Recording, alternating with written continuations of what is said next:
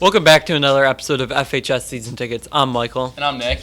And we're going to be talking about the Fairview Sports to start off this episode. And the boys soccer team lost to Rocky River, but they got a big victory over Brookside. Nick, what happened in the volleyball games over the week? Yeah, we won on a good note. We won against Clearview in 5 games. It was a good win. And then, unfortunately, we took the loss against Lutheran West. Just an uber-talented team. They were really Undefeated. Yeah, they were a really star player. I forget her name, but Number 12.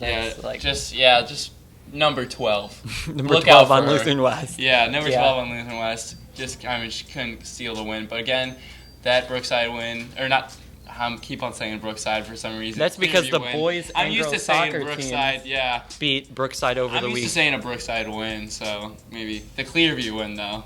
Yeah, the girls soccer team beat Brookside, like Nick kind of mentioned, kind of made a mistake right there. They won 4-1, and they have one more game. If they win that game, they will get another division title. I think that would make it 6 in a row, so that would be fantastic for the girls soccer team. And Nick, also, I heard golf ended their year. How did that go? Yeah, the golf just ended the year. Hey, they got to get out of class early, which was I was super jealous about. I mean, you're going golfing, getting out of AP Bio. I was pretty mad about that, I wish I joined golf, I guess. But they had a pretty strong run. I mean, same top finishers as usual. Like Scott's up there, Chris is up there, Peter's up there. So just a strong ending. Golf is just really one of those undervalued teams, and they ended the year like that. It's a really short season. Now we're gonna get into Power to Prof. The seniors. They beat our class. Our beloved junior class. It was kind of, the rules are no tackling. The coaches are refereeing, the coaches of the Fairview team. So you won't have exact rules. There could be some bias. It could be argued. But again, they're more talented. They did deserve the win. But there was shady stuff going on during the whole entire game. Girls getting a little bit too aggressive than they should be, I think. But one shining hope is Ellison was a monster on the defensive line. Literally, Mike, you weren't there, I don't think. I was there for a quarter. She looked like a J.J. Watt, not even lying. They had to triple team her on the line, and she still got through. If it was tackle, it would have been a different story, because Ellison, once she got through, she just couldn't grab the flags. But, because Julia I don't know, I felt like the flags were being hidden and stuff like that. Stuff like that happened, but they were a faster team. Soleil, though, really did show off how fast she actually is. She'll be an asset next year. Her and Ellison should spearhead the junior team next class, year against the current sophomore class. Yeah, they should spearhead our team against that current sophomore class and get the win next year. Yeah, hopefully we can get the win next year. Soleil showing off that track speed. She's so fast. She should be a star in track, maybe competing for the conference championship. Yeah. And now we're going to be previewing all of the big games in college football week 6. The first one is an SEC battle between 2 top 10 teams and undefeated teams in Texas A&M and Tennessee. And I'm going to go with Texas A&M. I have been very high on Tennessee, but I think on the road in College Station, they're not going to be able to get it done. Texas A&M has been playing some great football, and I do think that they remain undefeated. Nick, who do you have? Yeah, I'm going to A&M too. Battle of the 2 undefeated teams.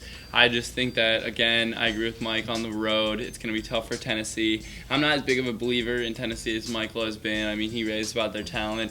I just don't think that their team's just playing too well. They beat Georgia, which was a questionable win. I'm not really sure how talented Georgia is, or how good Georgia is at this rate. Did you just say Georgia was an uber talent?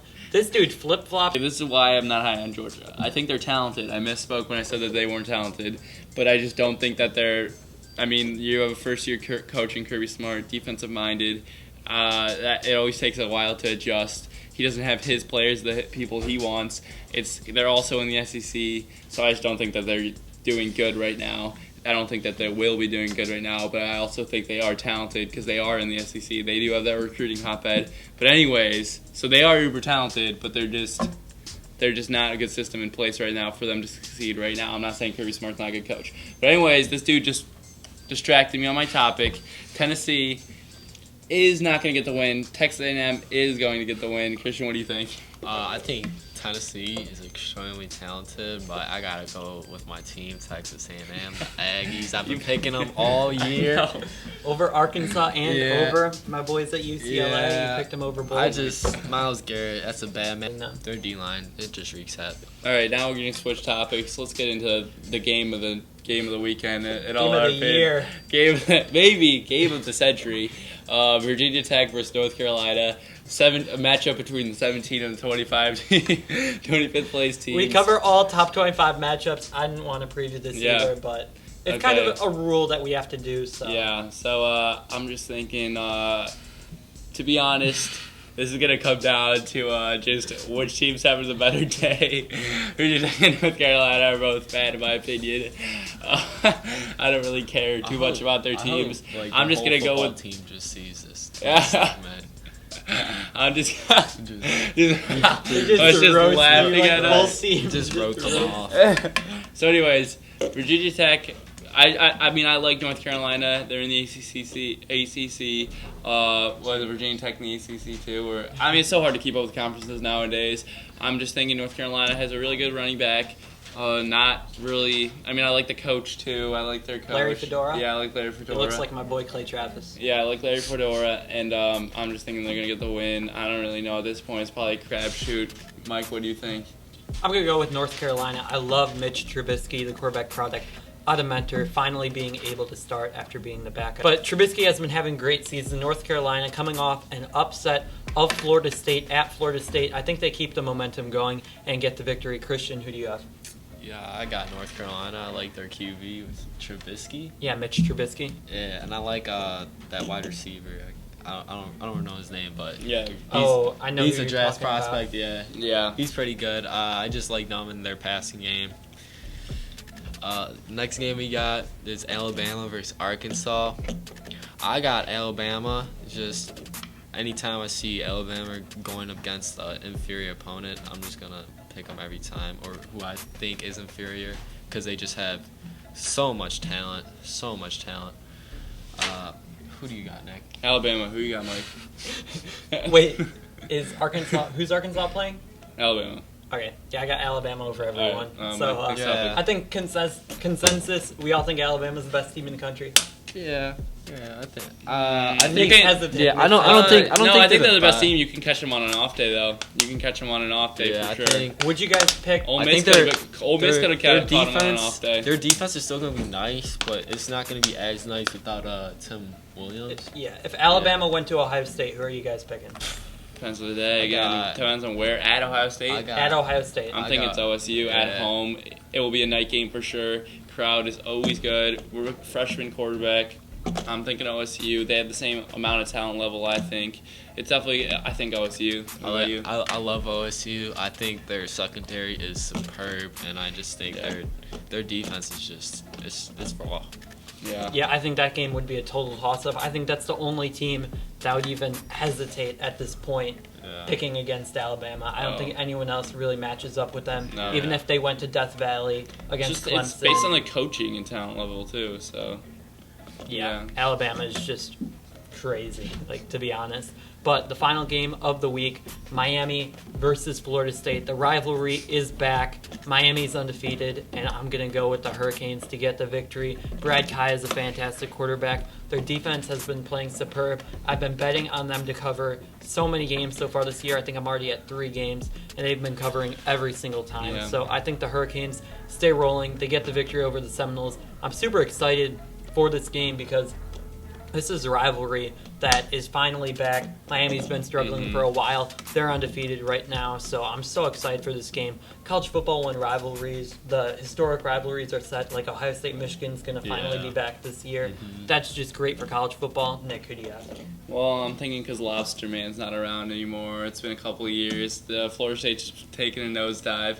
Lobster Man's been throwing a lot of interceptions in the NFL, Oh, yeah, too. that's NFL. I mean, it's hard to translate quarterbacks. But anyways, back on topic, Florida State just not impressing me at all recently. Dalvin Cook's been the only shining spot for me with that program.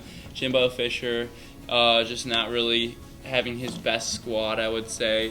DeAndre Francois has been vanilla to me. I'm just thinking Miami on the up and up. I like everything about them. Undefeated, like Mike said. They're covering spreads, looking like a really solid team. Christian, what do you think? I like Miami, so I got Miami, especially because Florida State's just been sinking it up this year and underperforming by a lot. I think Brad Kaya, he's kind of having a down year, but he's still playing extremely well, and so is their defense. And Florida State has just been.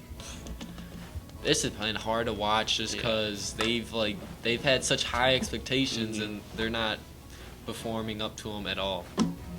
Yeah, Kaya hasn't been forced to do too much. Yeah. They're undefeated, but he hasn't been forced to throw it downfield too much. No, they haven't really been in danger of losing, so we haven't really seen Kaya being forced to orchestrate a comeback or do something like that. Yeah. Now we're gonna go into another preview of the NFL teams.